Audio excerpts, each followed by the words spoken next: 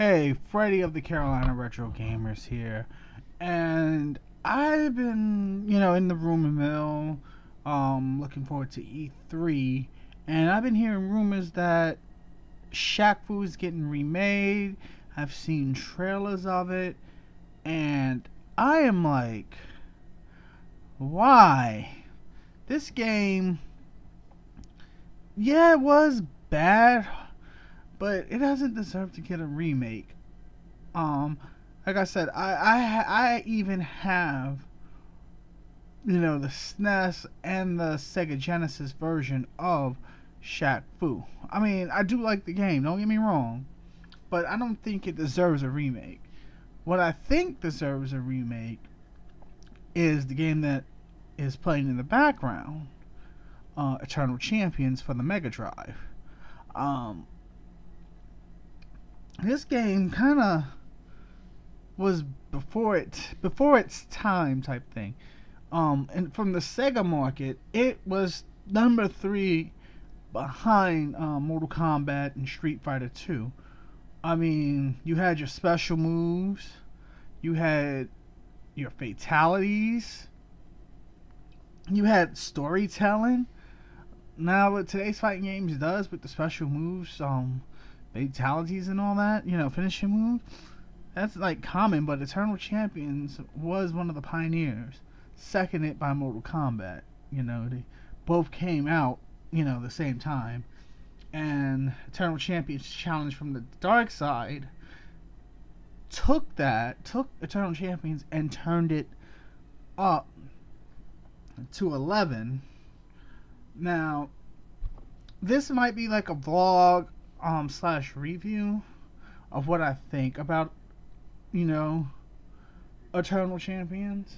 I mean, it's a fun game. I mean, I wouldn't recommend playing the one-player game because the story mode, the computer will kick your ass. I mean, while I was test recording, the computer has beaten me, a couple times. But considering I hadn't played in years, that's expected.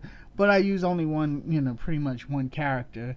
Even the characters were very diverse. You had 9 characters, each of them with their own fighting style and own uniqueness. You had Shadow Yamato, the ninja, who pretty much is a fighter that designed to keep you away, but she did have moves that can get in on you.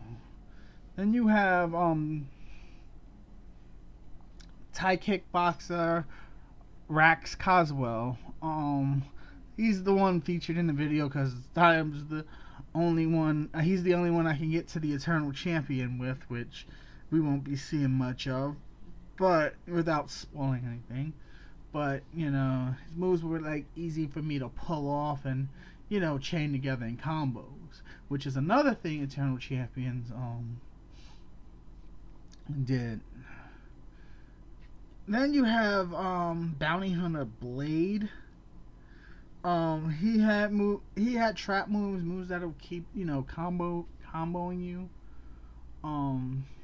You have the Vampire Midnight, who can shoot an eye laser and grab eye laser to bring you to him, and then the computer uses that to drain your life to increase his. And then you have the burglar Larson Tyler, like what they did there, from the 1920s. He had kung fu, and he was like a Batman type, Then you have Jetta Max, the acrobat, who I think inspired Deism or Yang's super art, because she has a special move where she can move speed up. Then you had defensive characters like Trident. We had one caveman named Slash, which he's fun to fight against Because if you shoot a projectile at him, one of his special moves is he can knock it out the park. Excuse me.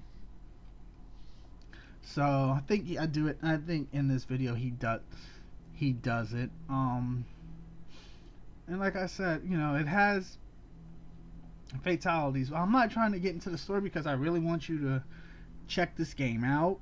But it's like nine people who are on the verge of doing something amazing in their timeline got killed before their prime.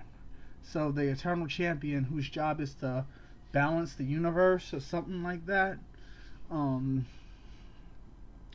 has these 9 fight in a contest with the winner of the 9 to face him.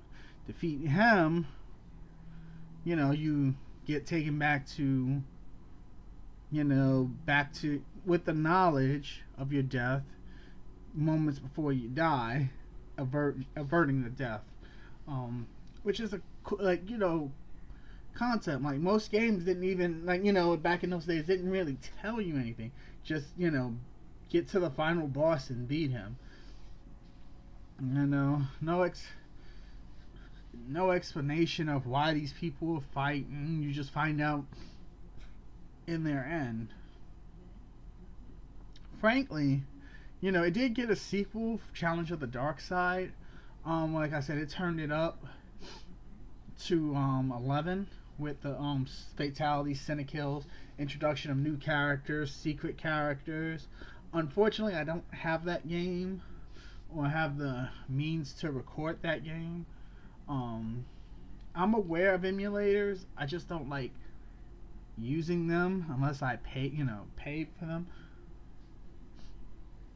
What else? But the reason why Eternal Champions got canned was around 95, 96.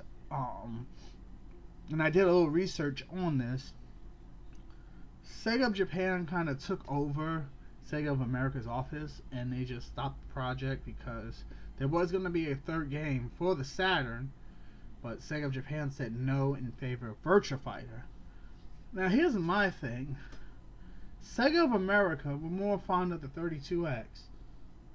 How come they couldn't make it for the 32X? Or the 32X CD? I would have been happy with it. Now Eternal Champions is like, in how can I put it? Limbo, like lost to time. Now, I know nobody's ever thought about it, and I don't know by the time of this recording, E3 has happened and they plan on doing a remake. But I'm trying to learn Unreal, the Unreal Engine, and this is pretty much, hey, me asking for help, someone to show me the ropes of Unreal. I have a fighting game engine that I have purchased, and when I get good, when I get proficient, better choice of words, with Unreal, I would like to do a remake of that game with the Unreal Engine. Hopefully I don't get shut down by Sega or anybody like that, but I think there should be an Eternal Champions remake. Not Shaq Fu. Hell, I wouldn't be surprised if they remade Primal Rage. But, I digress. But, this is me just saying, hey, if anyone's interested, please contact me, whether in the comment section or email, Facebook Messenger. If you're interested in helping me get familiar with Unreal, and I can do these fan projects that I'm working on, and then I could get, once I get good and proficient with Unreal, I can work on these, remake it Eternal Champions. Right now, it's just a one-man thing. But I really hope that somebody, that a company remakes it, Eternal Champions, because it was just this game was before its time. Nowadays you have nowadays you just have all these like, you know, Mortal Kombat. They took a lot from it, but like I said, I don't want to sound like a broken record. This is Freddie the Carolina Retro Gamers. Please give this video a like, subscribe to the channel for more content, and I will see y'all guys for Knuckles Chaotix real soon. I got that footage recording. You know, I had to doctor my 32X. And one more thing before I go. I want y'all to support your local video game store. Like, I have a couple out where I live. I have, you know, 3, and I support them each in my way. Like, today I went to I asked one of them for a game case for a 32X game. There's another one I need to frequent more often, because they got like arcade, like, you know, old school arcade games, and it just reawakened my competitive nature for fighting games. But support your local you know, mom and pop shop game stores, because GameStop is pretty much, you know, a monopoly.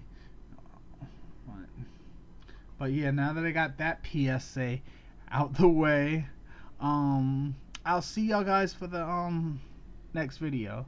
Later.